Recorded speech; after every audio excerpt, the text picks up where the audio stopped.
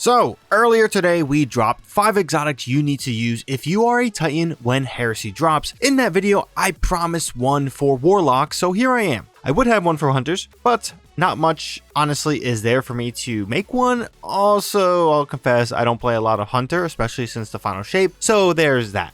This video will be a much shorter one compared to my Titan one, hopefully, I think. Let's see how things go. But before we jump into the video, just want to say, if you guys enjoy the content and want more from me, be sure to hit that subscribe button and bell to be notified for when I do drop more content. So with that out of the way, let's talk about our exotics to check out when Heresy drops, specifically 5 exotics for the Warlock class. First exotic here will be Crown of Tempests. This is a no-brainer with Arc seeing some juice and a new verb like Bolt Change as well as a new aspect. The exotic perk Conduction Tines reads like this: Arc ability or Jolt final blows increase the recharge rate of your arc abilities and extend duration of Storm Trance. This is very nice for that roaming super in Storm Trance, plus an increase in arc ability regen is always welcome in PvE.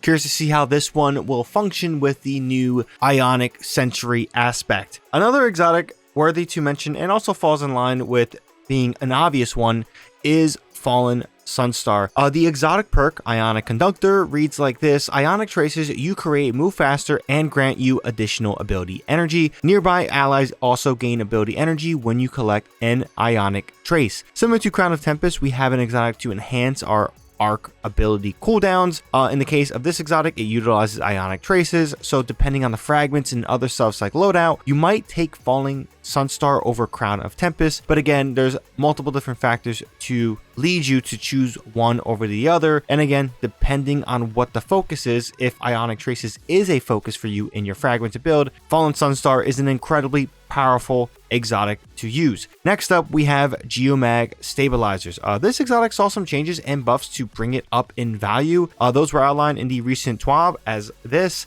added a new perk, Sprinting while near max bolt charge will top it off. Starts at 6 stacks of bolt charge. Re-enabled VFX where boots spark while sprinting near max bolt charge. Increased super energy gain from Ionic traces to 7%, and this is up from 2%. In general, very solid changes to this exotic piece. Of course, we will see how it feels tomorrow, but when you pair that with the current exotic perk reading, you have a very fun exotic in Geomag. If you guys don't know, Close Enough is the exotic perk. Damaging targets with Chaos Reach extends its duration. Collecting Ionic traces grants you energy for Chaos Reach. So if you are an Arc Titan and deciding to use that Chaos Reach super, Geomag is kind of a must use, but that of course will be subjective per player. Next up is Verity's Brow, an exotic that has been good, but Bungie has made some changes to allow players to fully understand what's going on. Here on screen are going to be those changes. The UI changes will allow for a visual understanding as well as a fundamental change, so it works very similar to the Titan's exotic arms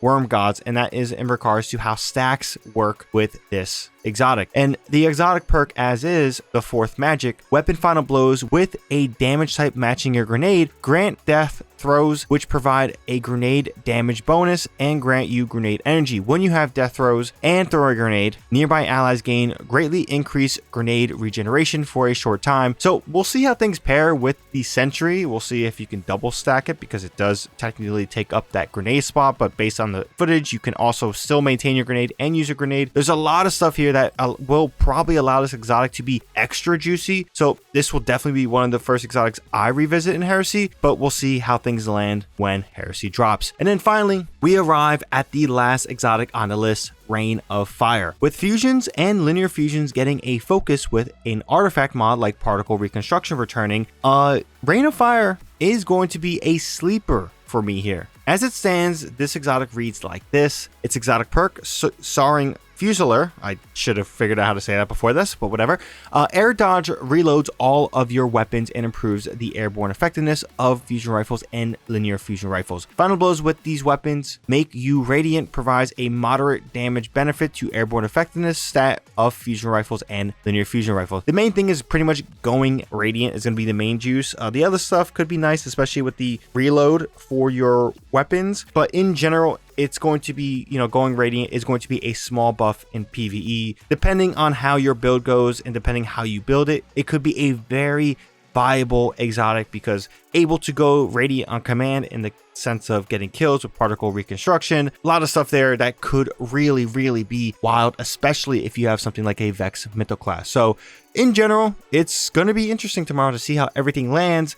Of course, not everything or all the exotics worthy of mentioning were mentioned in this video. In the comment section, you guys can leave your personal ones you're pretty much looking out for if I didn't mention it already. Curious to hear what you guys come up with in general. If you guys enjoyed the content, found this video informative in any way, be sure to drop this video a like, helps out the video a ton. And of course, for more content for myself, be sure to hit that subscribe button and bell to be notified for when I do drop more content. With that being said, thank you guys for watching. That's all I gotta say on this one. ShadowNinja here, and I'm out.